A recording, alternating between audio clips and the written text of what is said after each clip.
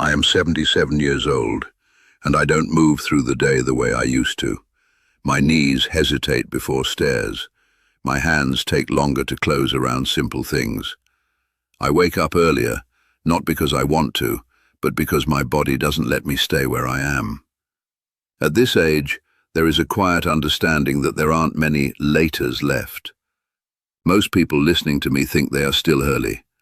I thought that too. I remember saying, "I'll deal with it later," about things that never came back around. What feels temporary to you has a way of settling into something permanent without asking. I sit in the same chair most afternoons. It faces the window. There's a mark on the floor where the sunlight stops around 4. I've been watching that line for years now. It doesn't move any slower just because I notice it more. Time doesn't stretch when you need it to. It just becomes more visible. I wasn't always like this. Or maybe I was and I just didn't see it. In my 20s and 30s, I was a man who believed in control. That's the word I would have used. Control over work, over the house, over how things were done. It felt responsible at the time. It felt necessary. I worked long hours. I came home tired. The house had its routines, shoes by the door, dinner at a certain time, noise kept to a level I could tolerate. These didn't feel like demands. They felt like structure. My children were young then. They moved quickly. They laughed loudly. They asked questions in the middle of things. I remember answering them without looking up, or telling them to wait, or telling them to lower their voices. I didn't think of it as anger. It didn't look like shouting every day.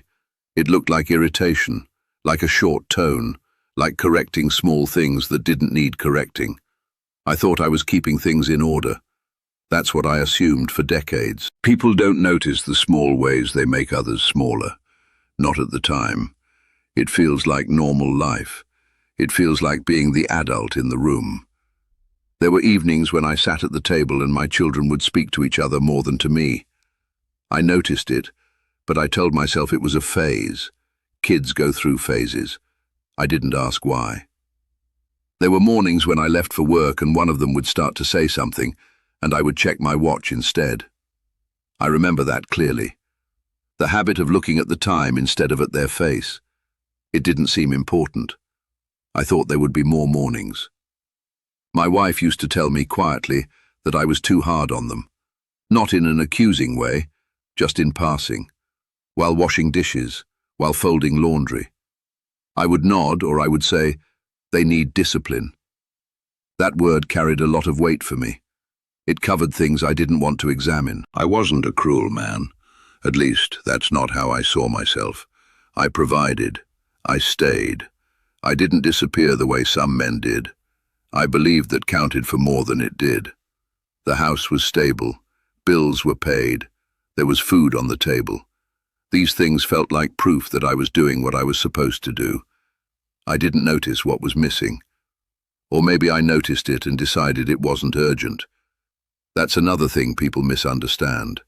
Urgency. What feels urgent is rarely what matters in the long run. And what matters rarely demands attention in a way that forces you to act. It waits, quietly. I remember a night when my son dropped a glass in the kitchen. It shattered across the floor. He froze. I can still see his face. I raised my voice, not screaming but sharp enough to cut through the room. I told him to be careful. I told him to pay attention. He apologized immediately, over and over. What I remember now is not the glass. It's how quickly he learned to apologize. I thought that meant he understood. I didn't consider what he was learning beyond that moment. Years went by like that, not in big events but in small repetitions. A tone here, a look there, a silence where something softer could have been. There were good moments too. Birthdays, holidays, laughter that came easily when nothing was being tested. Those moments made it easy to believe everything was fine. I leaned on those moments. People do that. They collect the evidence that supports the version of themselves they are comfortable with. I didn't ask my children how they felt around me. I assumed I knew. By the time they were teenagers, the house was quieter, not because they were calmer, but because they kept things to themselves. Doors stayed closed more often. Conversations became shorter. I told myself that was normal. Teenagers pull away. That's what people say. I accepted that explanation without looking deeper. It's easier to accept a common explanation than to question your role in it. There were arguments, not constant, but enough. I would say something about their behavior. They would push back. My voice would rise. The room would tighten. I always felt justified in those moments. That's the thing about anger. It rarely feels like anger when you're inside it. It feels like correctness, like necessary force. I didn't see it as something shaping them. I saw it as something guiding them. There's a difference. I didn't understand that difference until it was too late. The years moved forward. They always do. School ended, jobs began. They left the house one by one. I remember standing in their rooms after they were gone. The space felt larger, but not in a comforting way, just emptier. I told myself this was how it was supposed to be. Children grow up, they leave. That's the natural order. I didn't question why the distance felt so complete. We stayed in touch. Phone calls on holidays, occasional visits, enough to say we had a relationship. But something had shifted. Conversations stayed on the surface. Work, weather, small updates. There was a carefulness in how they spoke to me, a kind of distance that didn't announce itself, but was always there. I noticed it. I just didn't know what to do with it, or maybe I didn't want to know.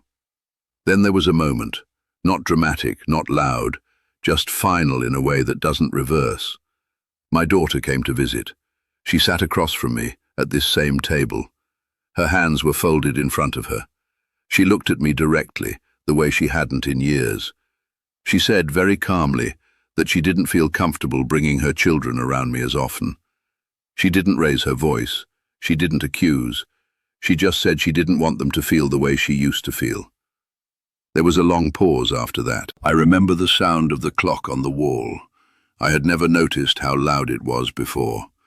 I asked her what she meant. Even as I said it, I think I knew. She explained it in simple terms. Not everything, just enough. The tension, the way she always felt she had to be careful, the way small mistakes felt bigger than they were. She wasn't angry when she said it. That made it harder to dismiss. I didn't argue. There wasn't much to argue with. That conversation didn't last long. She left a few hours later. The house felt different after that. Not quieter, just more honest. That's when things started to become clear in a way they hadn't before. Not all at once. Slowly. Memory doesn't come back as a single piece. It comes in fragments. Moments you hadn't thought about in years. A look on a face. A tone you used without thinking. They started to line up differently. What I thought were small things began to look less small. What I thought were isolated moments began to form a pattern. I began to see that my anger wasn't occasional. It was consistent. Not loud every time, but present. It shaped the atmosphere of the house. It set the boundaries of what was safe to say and what wasn't. I hadn't noticed that while it was happening. Or I noticed it and called it something else. That's what people do. They rename things so they can live with them. Now, at 77, I sit in this chair and think about what can't be recovered. Not time, that's obvious, but something more specific. The version of my children that existed when they were still open with me, when they still approached me without hesitation. That version is gone. You don't get to return to that stage and try again with what you know now. That's something people misunderstand. They think awareness can be applied backward. It can't. It only sits with you in the present, where it has less to work with. I see my children now as adults. They are careful, capable people. They have their own lives, their own families. They are polite to me. There is no hostility. But there is a distance that doesn't close. I used to think distance meant conflict, something visible, something you could address. But distance can exist without conflict. It can settle in quietly and stay there. I had always believed that as long as there was no major break, things were fine. That belief lasted a long time. It turned out to be wrong. There are things that don't break. They just thin out over time. And one day you realize there isn't much left to reach for. I used to believe that anger, if it didn't cross a certain line, didn't leave a lasting mark. I believed that because it made my behavior easier to accept. I thought consistency in providing was enough to balance everything else. I thought presence meant being physically there. I thought children understood more than they did. These were all beliefs that felt reasonable at the time. They were also incomplete. I don't say this as advice, it's just what I see now. There are moments that come back to me without warning. My son standing in the doorway waiting to speak. My daughter watching my face before deciding whether to continue a sentence. I didn't notice those pauses then. They were brief, easy to miss, but they meant something. They were decisions being made in real time about whether it was safe to continue. I didn't see that. Or I saw it and didn't name it. Now I sit with the results of things that didn't feel significant when they were happening.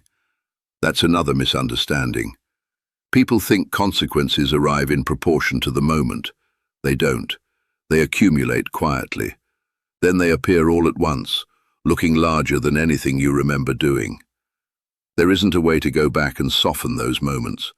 There isn't a conversation that resets the tone of an entire childhood. There are only the conversations you have now, shaped by everything that came before. I speak to my children still. We talk, we visit. But there is a version of me they learned early, and it stayed with them. I can't replace it. I can only see it clearly now. Most people think they have more time to adjust how they are with the people closest to them. I thought that too. I thought I was in the middle of things. I wasn't. I was already setting patterns that would carry forward without me noticing. Now, time feels different. Not faster, just more defined. There are fewer assumptions about what will still be there next year. I get tired more easily. I sit down more often. The day feels shorter, even when it isn't. There are things I don't start anymore because I know I won't finish them. That's a quiet kind of knowing. I don't raise my voice now. There isn't much reason to. The situations that used to trigger it aren't here anymore. The house is steady. It's also empty more often than it used to be. I think about the version of myself who believed he was doing enough. He wasn't careless. He just didn't see the full picture, or he saw parts of it and chose what to focus on. That's easy to do when time feels open-ended. It doesn't feel that way now. There isn't a resolution to this. Things are as they are. I speak when I'm spoken to. I listen more than I used to. I notice things I didn't notice before. The way my grandson watches me when I respond. The way my daughter fills silences quickly. Small things. They still matter. I just understand them differently now. There are fewer years ahead of me than behind. That isn't a dramatic statement. It's just accurate. I wake up. I sit in this chair. I watch the light move across the floor. It reaches the same place every day. It doesn't pause. Neither did I when it might have made a difference. Now I have the time to notice. That's what's left.